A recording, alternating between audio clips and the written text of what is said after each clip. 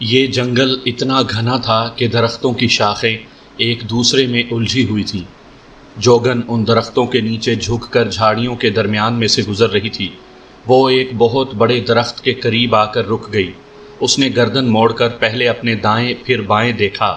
درخت کا تنا اتنا بڑا تھا کہ اس کی بے شمار جڑیں زمین سے باہر نکلی ہوئی تھیں۔ درخت کے تنے کے اندر زمین سے لگا ہوا ایک تنگ ڈھلانی سرنگ نما راستہ اندر چلا گیا تھا۔ جوگن اس سرنگ جیسے راستے سے اتر کر درخت کی جڑوں کے نیچے آ گئی۔ یہاں گولائی نما کھلی جگہ تھی۔ درخت کی ستونوں جیسی جڑیں زمین سے نکل کر اوپر درختوں کے تنے تک چلی گئی تھیں۔ جوگن درخت کی جڑوں کے ستونوں کے درمیان میں بیٹھ گئی۔ اس نے اپنا جوڑا کھول کر کالے سانپ کو اپنے بالوں کے جال میں سے نکالا اور اسے زمین پر لٹا دیا۔ جمشید نے دیکھا کہ وہ اونچے اونچے ستونوں کے درمیان زمین پر بے حس و حرکت پڑا ہے اور جوگن اس کے سامنے بیٹھی اپنے بالوں میں سے کچھ نکال رہی ہے۔ یہ سیاہ رنگ کی لمبی سوئیاں تھیں۔ جوگن نے کالی لمبی سوئیاں اپنے پاس ہی زمین پر رکھ دیں اور جمشید کے کالے سانپ پر گنگا جل کا چھینٹا مار کر ایک بار پھر منتروں کا جاپ شروع کر دیا۔ یہ تینوں لوک کی سب سے بڑی پجارن بننے کا چلہ تھا۔ جمشید سانپ کی شکل میں اس کے آگے زمین پر پڑا تھا اور چھوٹی چھوٹی سانپ کی آنکھوں سے اسے دیکھ رہا تھا۔ اس نے جوگن کو اپنے بالوں میں سے لمبی نوکیلی سوئیاں نکالتے دیکھ لیا تھا۔ وہ اس خیال سے سہما ہوا تھا کہ خدا جانے جوگن اس کے ساتھ کیا کرنے والی ہے۔ اتنا اسے علم ہو چکا تھا کہ وہ جوگن کی قید میں ہے اور جوگن اپنا کوئی مقصد حاصل کرنے کے لیے اس کے ساتھ کوئی بھیانک سلوک کرنے والی ہے۔ اب وہ اس کی دشمن تھی اور جمشید کو اس سے نیکی اور ہمدردی کی توقع نہیں تھی۔ جوگن اونچی آواز میں منتروں کا جاپ کر رہی تھی۔ پھر منتر پڑھتے پڑھتے اس نے زمین پر سے ایک لمبی نوکیلی سوئی اٹھائی اور جمشید کے دیکھتے دیکھتے کالے سانپ کی گردن میں اتنی زور سے داخل کی کہ سوئی جمشید سانپ کے گردن میں سے آر پار ہو کر آدھی زمین پر اتر گئی۔ جمشید کو ایسے لگا جیسے کسی نے اس کی گردن کو اچانک دبوچ لیا ہو، لیکن ایک دو سیکنڈ کے بعد اس کا یہ احساس ختم ہو گیا۔ جوگن نے ایک بار پھر منتر پڑھتے پڑھتے دوسری نوکیلی سوئی اٹھائی اور اسے بھی جمشید کے سانپ جیسے جسم میں آر پار اتار کر اسے زمین میں گاڑ دیا۔ اسی طرح منتروں کی جاپ کے ساتھ ساتھ جوگن نے ساری لمبی نوکیلی سوئیاں جمشید کے جسم میں گاڑ دیں۔ اب کالے سانپ کی حالت ایسی تھی کہ جیسے اسے کیل ٹھونک ٹھونک کر زمین میں گاڑ دیا گیا ہو۔ جمشید کا جسم پہلے بھی کوئی حرکت نہیں کر سکتا تھا، اب تو وہ اگر ہوش میں بھی آ جاتا تو بھی حرکت نہ کر سکتا۔ اسے لمبی نوکیلی سوئیوں کے ساتھ زمین میں ٹھونک دیا گیا تھا۔ وہ اسی حالت میں پڑا جوگن کو دیکھ رہا تھا۔ جوگن نے اس کے گرد 7 چکر لگائے اور آہستہ آہستہ قدم اٹھاتی درخت کے اندر سے باہر چلی گئی۔ جمشید سانپ کی شکل میں زمین میں گڑا رحم طلب نگاہوں سے اوپر درخت کے تنے کے اندر سے نکلی ہوئی جڑوں کے ستونوں کو تکنے لگا۔ وہ پوری طرح سے جوگن کے جال میں پھنس چکا تھا اور اس کی رہائی کی کوئی صورت دکھائی نہیں دیتی تھی۔ رات گزر گئی۔ درخت کے تنے کے شگاف میں سے دن کی روشنی اندر آنے لگی۔ باہر دن نکل آیا تھا۔ شام تک دن کی روشنی اندر آتی رہی۔ سورج غروب ہونے کے بعد روشنی ماند پڑنے لگی۔ پھر رات کا اندھیرا چھا گیا۔ دوسری رات آ گئی۔ جمشید اسی بے بسی کے عالم میں زمین میں گڑا درخت کی جڑوں کو تکتا رہا۔ خدا جانے رات کتنی گزر چکی تھی کہ اس نے درخت کے شگاف کے باہر کسی کے قدموں کی آہٹ سنی۔ اس نے اپنی چھوٹی چھوٹی سانپ کی سرخ آنکھوں سے شگاف کی طرف دیکھا۔ شگاف پر گہری تاریکی چھائی ہوئی تھی۔ قدموں کی چاپ کی آواز خاموش ہو گئی تھی۔ وہ سمجھا کہ جوگن آئی ہوگی۔ کچھ دیر گزر گئی مگر جوگن اندر نہ آئی۔ اب اسے کپڑوں کی سرسراہٹ سنائی دی۔ وہ اپنی آنکھوں کے ڈیلے گھما کر چاروں طرف دیکھنے لگا۔ اسے اندھیرے میں کچھ بھی نظر نہیں آ رہا تھا۔ اس کی وجہ یہ تھی کہ وہ آدھا انسان اور آدھا سانپ تھا۔ اس کی روح انسان کی تھی مگر جسم سانپ کا تھا اور سانپ اندھیرے میں بھی دیکھ لیتا تھا۔ اسے یوں لگا جیسے کوئی اس کے قریب آ کر رک گیا ہے مگر وہاں اسے کوئی انسان نظر نہیں آ رہا تھا۔ جمشید کا دماغ سوچنے لگا کہ پہلے جو قدموں کی چاپ کی آواز اور پھر کسی کے لباس کی سرسراہٹ سنائی دی تھی وہ کس کی تھی؟ اس نے سوچا کہ شاید کوئی مسافر باہر سے گزرا ہے اور قدموں کی چاپ کی آواز اسی کی تھی، اور لباس کی سرسراہٹ کی آواز ممکن ہے جھاڑیوں میں سے گزرتی تیز ہوا کی ہو۔ اچانک درخت کے شگاف کی تاریکی میں ایک سفید پر اڑتا ہوا اندر آیا، اور اندر آ کر جہاں جمشید سانپ کے روپ میں زمین میں گڑا ہوا تھا وہاں اس کے اوپر چکر لگانے لگا۔ جمشید اسے حیرانی سے دیکھنے لگا۔ پہلے تو جمشید نے اسے بھی باہر چلتی تیز ہوا کا کرشمہ سمجھا کہ تیز ہوا کسی پرندے کے سفید پر کو اڑا کر اندر لے آئی ہے اور وہ ہوا میں اس کے اوپر چکر لگا رہا ہے۔ لیکن جب سفید پر جمشید کے سانپ کے سر کے عین اوپر آ کر ہوا میں معلق ہو گیا اور وہاں سے نہ وہ کسی طرف اڑ رہا تھا اور نہ ہی نیچے گر رہا تھا، تو جمشید کچھ چونکا اور بڑے غور سے سفید پر کو دیکھنے لگا۔ اب سفید پر آہستہ آہستہ نیچے آنے لگا۔ یہ کسی سفید پرندے کا چھوٹا سا پر تھا۔ نیچے آ کر وہ جمشید کے سانپ کے سر کے اوپر آ کر ٹک گیا۔ جمشید کو ایک عجیب خوشگوار سی کیفیت کا احساس ہوا۔ اس کے ذہن پر سکون سا چھانے لگا۔ جیسے جیسے سفید پر اس کے جسم کے ساتھ لگ کر آہستہ آہستہ اس کے سانپ کے جسم پر پھر رہا تھا، جمشید کے جسم میں جان پڑتی جا رہی تھی۔ 3 بار جمشید کے جسم پر پھرنے کے بعد سفید پر اوپر کو بلند ہوا اور اس کے اوپر 3-4 چکر لگانے کے بعد درخت کے تنے کے شگاف میں سے باہر اڑ گیا۔ جمشید کا جسم اب پتھر کی طرح بے حس نہیں رہا تھا، اس میں جان پڑ چکی تھی اور وہ اپنے جسم کو حرکت دے سکتا تھا، ہلا جلا سکتا تھا۔ اس نے اپنے جسم کو 2-3 بار ہلایا تو عین اس وقت جوگن شگاف میں سے اندر آ گئی۔ اب اس کے ہاتھ میں گنگا جل والا ڈول نہیں تھا بلکہ ایک چھوٹی کلہاڑی تھی جس کے پھل کی تیز دھار اندھیرے میں چمک رہی تھی۔ جمشید اسی طرح بے جان ہو کر پڑا رہا۔ اس کا جسم زندہ ہو چکا تھا مگر اس نے یہی ظاہر کیا کہ وہ بے جان ہے۔ جوگن کے ہاتھ میں کلہاڑی دیکھ کر اس کا دل خوف سے ڈوبنے لگا۔ کلہاڑی سے ظاہر ہوتا تھا کہ جوگن اس کے جسم کے ٹکڑے کر کے اسے ہمیشہ کے لیے ختم کر دینے کا ارادہ رکھتی ہے۔ جوگن جمشید کے قریب ہو کر بیٹھ گئی اور بولی، منش یعنی انسان، سنسار میں تیری زندگی کے دن پورے ہو گئے ہیں، تیری زندگی کی چند گھڑیاں باقی رہ گئی ہیں۔ میں تمہیں یہاں سے واپس شیو جی کے استان پر لے جا رہی ہوں، جہاں میں تیرے 7 ٹکڑے کر کے انہیں شیو جی کی بھیंٹ چڑھا دوں گی، اور اس کے ساتھ ہی میں پاتال یعنی زمین اور آکاش کے اوتاروں کی سب سے بڑی پجارن بن کر جنم جنم کے چکر سے آزاد ہو جاؤں گی۔ جوگن نے اتنا کہہ کر اپنی انگلی کلہاڑی کے پھل کی تیز دھار پر پھیری۔ اس کی انگلی میں سے خون ٹپکنے لگا۔ جوگن نے اپنی انگلی کا خون جمشید کے سانپ جیسے بدن پر پھیر دیا۔ جمشید کو انتہائی سخت ناگوار بو آنے لگی تھی۔ نہ جانے کیوں جمشید کے دل میں ایک خیال یقین بن کر بیٹھ گیا تھا کہ یہ جوگن اس کا کچھ بگاڑ نہیں سکے گی اور قدرت ضرور اس کی مدد کرے گی۔ اگرچہ زندہ بچنے کی اسے بظاہر کوئی صورت نظر نہیں آتی تھی، جوگن کی انگلی کے خون نے جمشید کے سانپ والے جسم کو ایک بار پھر سن کر دیا تھا۔ اس نے 1-2 بار اپنے جسم کو ہلانے کی کوشش کی مگر وہ اس میں کامیاب نہ ہو سکا۔ جوگن ایک ایک کر کے اس کے جسم میں دھنسی ہوئی لمبی سوئیوں کو نکالنے لگی۔ جب ساری سوئیاں جمشید کے جسم سے نکل گئیں تو ایک بار پھر اس نے اپنے جسم کو حرکت میں لا کر وہاں سے فرار ہو جانے کی کوشش کی مگر اس کا جسم بالکل نہیں ہل رہا تھا۔ جوگن نے اسے اپنے لمبے بالوں میں لپیٹ کر بالوں کا جوڑا اپنے سر کے اوپر کر کے باندھ لیا۔ جمشید سانپ کی شکل میں اس کے جوڑے میں پھنس چکا تھا۔ جوگن کلہاڑی ہاتھ میں لے کر اٹھی اور رات کی تاریکی میں درخت کے تنے کے اندر سے نکل کر جنگل میں چل پڑی۔ اس کا رخ دریا کی طرف تھا۔ وہ جنگلی درختوں کے درمیان تنگ راستے سے گزر رہی تھی۔ درخت کی کھو سے نکلنے اور باہر کی فضا میں آنے کے بعد جمشید نے اپنے بدن میں ہلکی سی گرمائش محسوس کی۔ یہ گرمائش اس کے سارے بدن میں سرایت کر گئی۔ اب وہ اپنے جسم کو تھوڑی حرکت دے سکتا تھا۔ جوگن درختوں کے درمیان چل رہی تھی۔ جمشید اپنی پوری قوت ارادی کا زور لگا کر جوگن کے بالوں کے جوڑے سے آدھا باہر نکل آیا۔ اب اس میں مزید باہر نکلنے کی سکت نہیں رہی تھی۔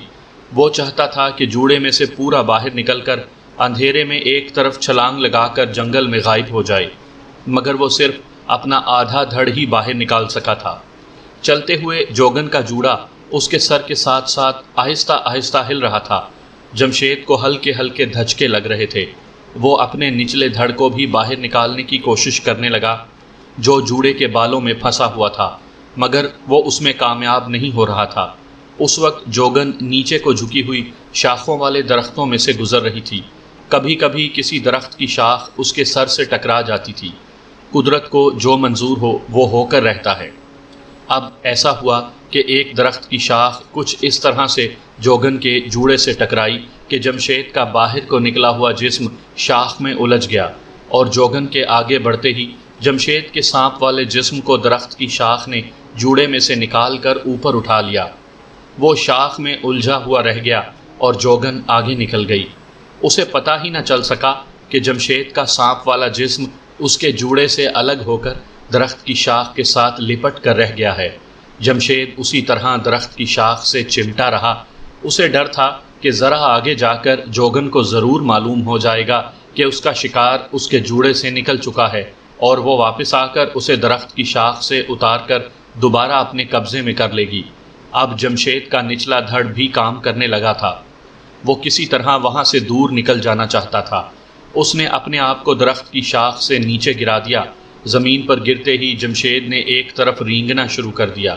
اگرچہ اس کے رینگنے کی رفتار بہت سست تھی، مگر وہ رکنے کے بجائے رینگتا چلا گیا اور کچھ ہی دیر بعد درختوں والے تنگ راستے سے دور نکل گیا۔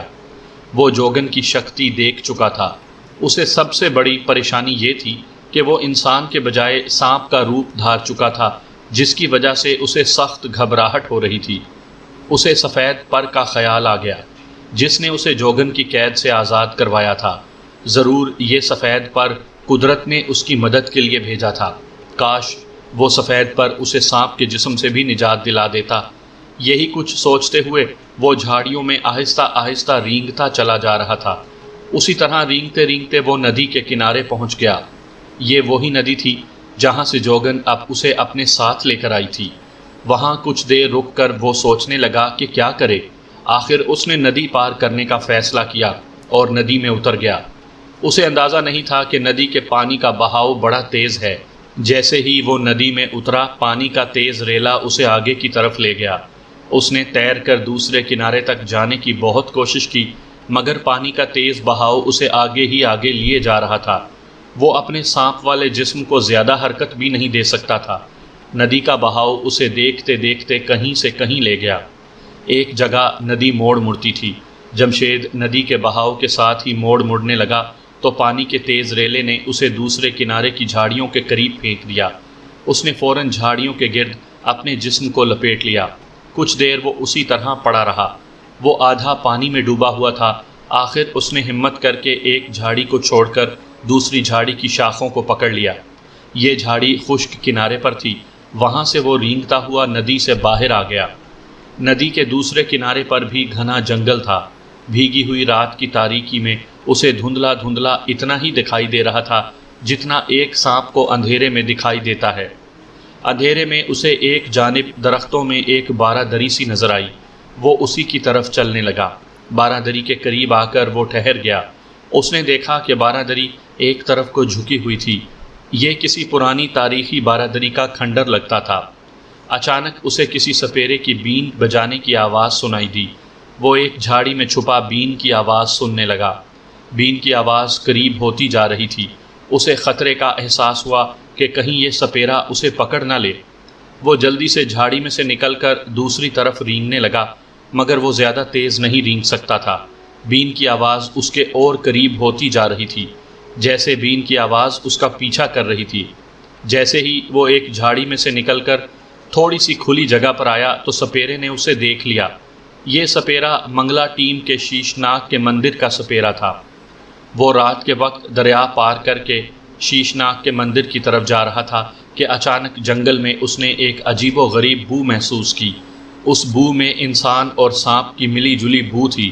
سانپوں کے سالہ سال کے تجربے نے اسے بتا دیا کہ یہ اس سانپ کی بو ہے جو آدمی کا روپ بھی دھار سکتا ہے۔ ایسا سانپ کسی قسمت والے سپیرے کو ہی ملتا ہے۔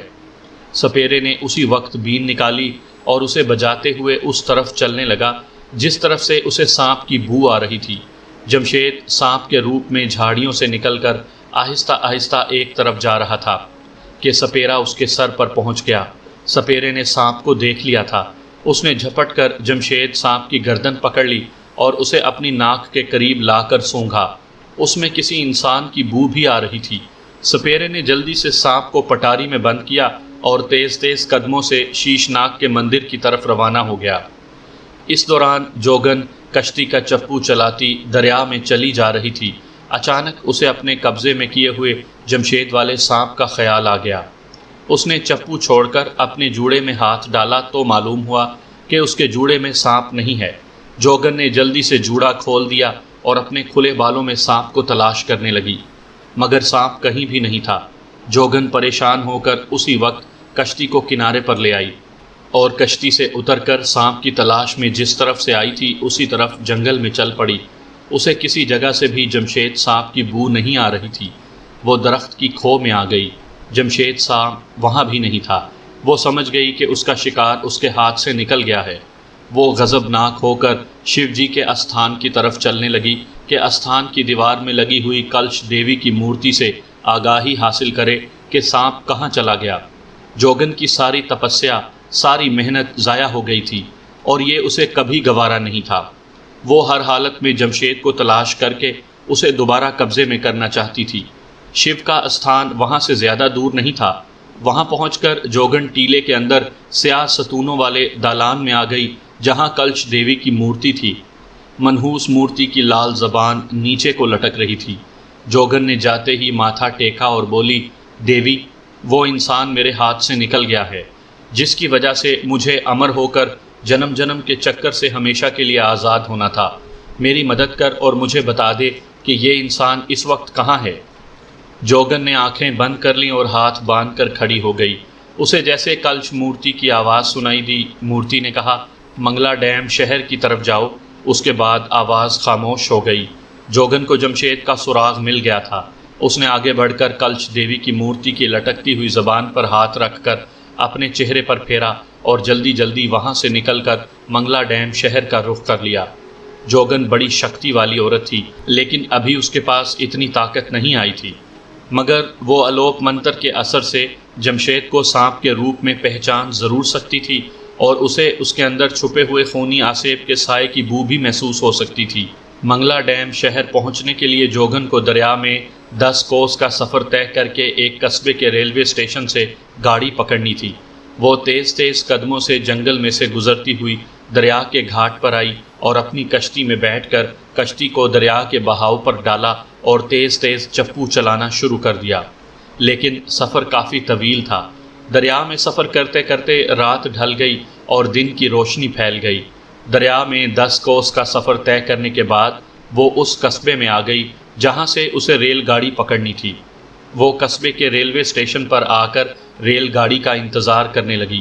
ریل آئی تو وہ اس میں سوار ہو کر منگلا ڈیم شہر کی طرف روانہ ہو گئی۔ دن نکلتے نکلتے سپیرا بھی منگلا ڈیم شہر پہنچ گیا تھا۔ وہ سیدھا شہر کے سب سے پرانے شیش ناگ کے مندر میں آ گیا۔ اس مندر میں سانپوں کی پوجا ہوتی تھی اور شیش ناگ سانپ کا بہت بڑا بت رکھا ہوا تھا۔ مندر کا پجاری سپیرے کو جانتا تھا۔ اس وقت مندر کا پجاری منہ اندھیرے کی پوجا پاٹ سے فارغ ہو کر اپنی کوٹھڑی کے باہر چارپائی پر بیٹھا ہوا تھا کہ سپیرا آ گیا۔ سپیرے نے پجاری سے کہا، مہاراج، آج میں آپ کے لیے ایک ایسی شے لایا ہوں کہ جس کو دیکھ کر آپ حیران رہ جائیں گے۔ پجاری نے پوچھا، ایسی کون سی شے لائے ہو، میں بھی تو دیکھوں۔ سپیرا پجاری کے سامنے زمین پر بیٹھ گیا اور بند پٹاری زمین پر رکھ دی اور بولا، مہاراج، آپ کو کھول کر بتانے کی ضرورت نہیں ہے، آپ گیان ہیں، سب کچھ جانتے ہیں۔ اس پٹاری میں شیش ناگ دیوتا کا اوتار بند ہے۔ پجاری کی آنکھیں کھلی کی کھلی رہ گئیں۔ اس نے کہا، یہ تم کیا کہہ رہے ہو ناتھن؟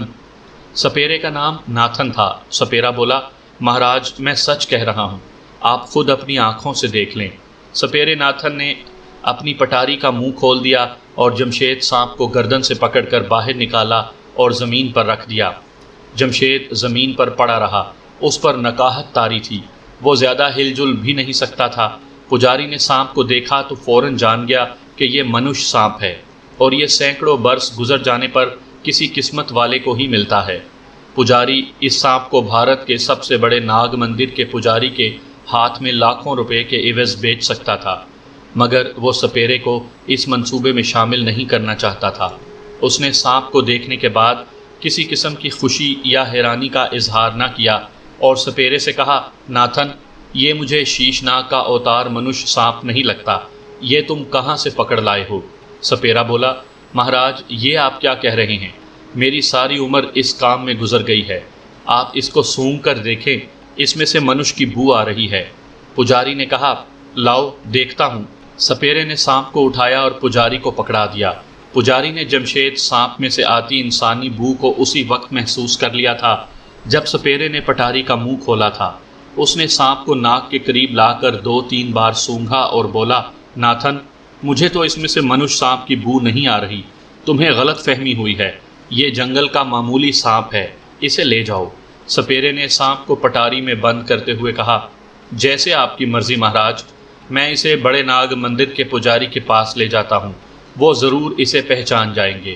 لاکھوں روپے کا سانپ ہاتھ سے نکلتے دیکھ کر پجاری بولا، ناتھن، تمہاری ہماری دوستی بڑی پرانی ہے، تم اتنی محبت سے سانپ پکڑ کر لائے ہو تو ایسا کرو کہ اسے 2-1 دن کے لیے میرے پاس چھوڑ جاؤ، میں اسے شراتری کی رات کو شیشناگ دیوتا کے آگے پیش کروں گا، اگر یہ منش ناگ نکلا تو تمہیں منہ مانگا انعام دے کر یہ سانپ اپنے مندر میں شیشناگ کی سیوا کرنے کے لیے رکھ لوں گا۔ سپیرے ناتھن نے کہا، مہاراج، شیوراتری کی رات کو تو ابھی 15 دن رہتے ہیں۔ عیار پجاری نے مسکراتے ہوئے سپیرے کے کندھے پر ہاتھ رکھا اور کہا، ناتھن، تمہاری ہماری دوستی بڑی پرانی ہے اور یہ پھر شیشناگ کی سیوا کا معاملہ ہے، تم 15 دن انتظار نہیں کر سکتے؟ شیشناگ کی سیوا کا سن کر سپیرا ہاتھ باندھ کر بولا، میں شیشناگ دیوتا کا سیوک ہوں مہاراج، آپ اسے اپنے پاس رکھ لیجئے، میں 15 دن کے بعد آؤں گا۔ سپیرے نے جمشید سانپ کو پٹاری میں بند کیا اور پٹاری پجاری کے حوالے کر دیا۔ جمشید نے سپیرے اور پجاری کی ساری گفتگو سن لی تھی۔ یہ جان کر وہ پریشان ہو گیا تھا کہ یہ لوگ اس کا سودا کر رہے ہیں اور یہ کسی شیشناگ کا مندر ہے جس کا بڑا پجاری اسے 15 دن اپنی قید میں رکھ کر اسے شیشناگ دیوتا کے آگے پیش کرنے والا ہے۔ خدا جانے ان کافر لوگوں سے اسے چھٹکارا بھی مل سکے گا یا نہیں۔ اگر اس میں چلنے پھرنے کی زیادہ سخت ہوئی تو وہ وہاں سے بھاگنے کی کوشش کر سکتا تھا، مگر وہ بڑی مشکل سے 1 گھنٹے میں 50-60 گز دور ہی رینگ سکتا تھا۔ اس کے باوجود اس نے دل میں طے کر لیا تھا کہ وہ موقع کی تلاش میں رہے گا اور موقع ملتے ہی یہاں سے بھاگ نکلنے کی کوشش کرے گا۔ سپیرا ناتھن پٹاری پجاری کے حوالے کر کے چلا گیا۔ پجاری کو تو جیسے بیٹھے بٹھائے ایک خزانہ مل گیا تھا۔ اس نے پٹاری کو بغل میں دبایا اور مندر کے پیچھے اپنی کوٹھڑی میں لا کر لوہے کے ٹرنک میں بند کر دیا۔ 4 دن کے بعد مندر میں شیشناگ کی بڑی پوجا ہونے والی تھی۔ وہ ان 4 دنوں میں مندر چھوڑ کر نہیں جا سکتا تھا۔ اس نے سوچ لیا کہ بڑی پوجا کے بعد 5ویں دن وہ سانپ کو لے کر بھارت کے سب سے بڑے شیشناگ مندر میں جائے گا اور سب سے بڑے مہا پجاری کے ہاتھ اس منش سانپ کو بیچ دے گا۔ اسے معلوم تھا کہ اس کے عوض کم از کم 5 لاکھ روپے کی رقم اسے ضرور مل جائے گی۔ بڑا مہا پجاری اس منش ناگ کی مدد سے کافی دولت کما سکتا تھا۔ اس دوران میں جوگن بھی منگلا ڈیم شہر میں پہنچ گئی تھی۔ شہر میں داخل ہوتے ہی اس نے اپنے جال سے بھاگے ہوئے شکار یعنی جمشید کی تلاش شروع کر دی۔ کلش مورتی نے اس خاص شہر کا جو نام لیا تھا، اس کا مطلب یہی نکلتا تھا کہ چونکہ جمشید سانپ کے روپ میں ہے، اس لیے اسے منگلا ڈیم شہر کے ناگ مندروں میں تلاش کرو۔ یہ شہر زیادہ بڑا نہیں تھا اور جوگن کا دیکھا ہوا تھا۔ شہر میں 6-7 ہی ایسے مندر تھے جہاں سانپوں کی پوجا ہوتی تھی۔ جوگن نے ان مندروں میں جمشید کی تلاش شروع کر دی۔ وہ جس مندر میں جاتی وہاں جمشید کے اندر خونی آسیب کی جو بدروح کا سایہ تھا اس کی بو لینے کی کوشش کرتی۔ اسے ہر مندر میں سانپوں کی بو آتی مگر خونی آسیب کی بدروح کی بو نہ آتی۔ مندروں کی چھان بین کرتے اسے رات ہو گئی۔ صرف شیشناگ کا مندر دیکھنا رہ گیا تھا۔ وہ اس مندر کی طرف چل پڑی۔ یہ کافی پھیلا ہوا مندر تھا جو اونچی 4 دیواری میں گھرا ہوا تھا۔ جوگن شیشناگ کے مندر میں پہنچی تو وہاں سانپوں کی پوجا کرنے والے ہندو فرقے کے مرد اور عورتیں پوجا پاٹ کرنے آ رہی تھیں۔ گھنٹیوں کی آوازیں گونج رہی تھیں۔ جوگن نے مندر میں داخل ہو کر مندر کی تمام چھوٹی بڑی کوٹھڑیوں کو جا کر دیکھا۔ اسے کہیں سے بھی خونی آسیب کی بدروح کی بو نہ آئی۔ اس نے ایک بار پھر چل پھر کر مندر کی تمام کوٹھڑیوں کا جائزہ لیا جہاں مختلف سانپوں کی پوجا کی جا رہی تھی، لیکن جس شے کی اسے تلاش تھی وہ اسے نہ مل سکی۔ جوگن مایوس ہو گئی اور واپس جانے کا سوچ رہی تھی کہ یوں ہی اس کو خیال آ گیا کہ مندر کے باہر بھی ایک نظر ڈال لینی چاہیے۔ وہ مندر کے احاطے کی 4 دیواری کا چکر لگا رہی تھی کہ ایک جگہ اچانک آسیب کی بدبو کی بو محسوس ہوئی۔ جوگن وہیں رک گئی۔ اس نے ایک بار پھر فضا میں گہرا سانس لیا۔ خونی آسیب کی بدبو کی بو برابر آ رہی تھی۔ بہت جلد اسے پتہ چل گیا کہ یہ بو ایک کوٹھڑی سے آ رہی ہے جو مندر کے پچھواڑے ذرا ہٹ کر بنی ہوئی تھی۔ اس جگہ اندھیرا چھایا ہوا تھا۔ جس کوٹھڑی سے خونی آسیب کی بو آ رہی تھی اس کا دروازہ بند تھا۔ جوگن دروازے کے قریب آ گئی۔ دروازے کی درزوں میں سے ہلکی ہلکی روشنی آ رہی تھی۔ جوگن کو یقین تھا کہ جمشید سانپ کے روپ میں اس کوٹھڑی کے اندر موجود ہے۔ اس نے دروازے کی درز میں سے جھانک کر دوسری طرف دیکھا تو اس کا چہرہ خوشی سے لال ہو گیا۔ اس نے دیکھا کہ ایک موٹا پجاری لکڑی کے تخت پر بیٹھا ہے۔ اس کے سامنے ایک پٹاری پڑی ہے جس کا منہ کھلا ہوا ہے۔ پجاری کے ہاتھ میں ایک کالا سانپ ہے جس کو وہ بجلی کے بلب کی روشنی میں کبھی غور سے دیکھتا ہے اور کبھی اس کو ناک کے قریب لا کر سونگھنے لگتا ہے۔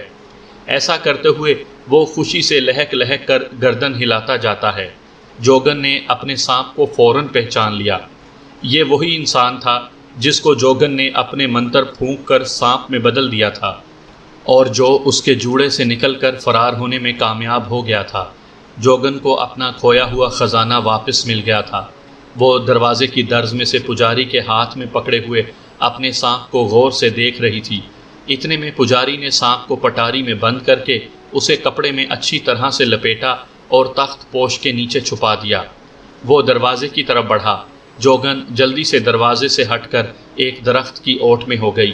پجاری نے باہر نکل کر دروازہ بند کر کے تالا لگایا اور مندر کی طرف چلا گیا۔ جب پجاری جوگن کی نگاہوں سے اوجھل ہو گیا تو وہ دروازے کی طرف بڑھی۔ تالے کو دیکھا۔ تالا عام قسم کا تھا۔ جوگن کے پاس تالا کھولنے کا کوئی منتر نہیں تھا، لیکن وہ اسے کسی پتھر کی ضرب سے تو توڑ سکتی تھی۔ تھوڑی سی تلاش کے بعد اسے ایک اینٹ مل گئی۔ اس نے اینٹ کو زور سے تالے کے اوپر مارا تو تالا کھل گیا۔ اس نے دروازہ کھول کر کوٹھڑی میں سے جلدی سے تخت پوش کے نیچے سے سانپ کی پٹاری اٹھائی، کوٹھڑی سے باہر نکلی اور مندر کے پچھلے دروازے سے گزر کر درختوں کی طرف چلنے لگی۔ وہاں اندھیرا تھا۔ جوگن تیز تیز قدموں سے چلتی شہر سے باہر نکل گئی۔ ایک جگہ رک کر اس نے پٹاری کو کھول کر دیکھا، سانپ اندر موجود تھا۔ جمشید نے بھی جوگن کو دیکھ لیا۔ وہ سمجھ گیا کہ جوگن آخر اس کا تعاقب کرتے ہوئے اسے حاصل کرنے میں کامیاب ہو گئی ہے اور اب وہ اسے زندہ نہیں چھوڑے گی۔ لیکن جوگن شیو بھگوان کا 3 راتوں کا چلہ پورا کرنے سے پہلے جمشید کو ہلاک نہیں کر سکتی تھی۔ یہ اس کی مجبوری تھی۔ اسے ہر حالت میں 3 راتیں جمشید کو زندہ رکھنا تھا اور اپنے قابو میں بھی رکھنا تھا۔ اس نے پٹاری کا منہ اچھی طرح سے بند کر دیا اور یہ فیصلہ کیا کہ وہ چلے کی 3 راتوں کے دوران سانپ کی پٹاری کو اپنے سامنے رکھے گی اور اسے اپنے سے جدا نہیں کرے گی۔ اسے اندیشہ تھا کہ جمشید کے اندر خونی آسیب کا سایہ اسے جوگن سے چھین کر لے جانا چاہتا ہے۔ جوگن نے وہیں سے اپنا راستہ بدلا اور ریلوے اسٹیشن کی طرف چل پڑی، جہاں سے گاڑی پکڑ کر اسے جنگل میں جانا تھا، جہاں وہ 3 راتوں کا چلہ پورا کرنے والی تھی۔ یہ جنگل منگلا ڈیم شہر سے آگے 2 اسٹیشن چھوڑ کر آتا تھا۔ وہ چلتے چلتے ریلوے لائن پر آ گئی۔ دور سے اسے منگلا ڈیم کے اسٹیشن کی روشنیاں نظر آ رہی تھیں۔ وہ ریلوے لائن کی اونچی پٹڑی پر لائن کے ساتھ ساتھ جا رہی تھی۔ سانپ کی پٹاری اس نے بغل میں دبائی ہوئی تھی۔ جمشید سانپ کے روپ میں پٹاری میں بند تھا اور یہ سوچ سوچ کر پریشان ہو رہا تھا کہ یہ جوگن اب اسے زندہ نہیں چھوڑے گی۔ اب ایسا ہوا کہ جمشید کا جسم اپنے آپ گرم ہونا شروع ہو گیا، ساتھ ہی اس کے جسم میں حرکت کرنے کی طاقت پیدا ہو گئی۔ وہ پٹاری کے اندر ہی چکر لگانے لگا۔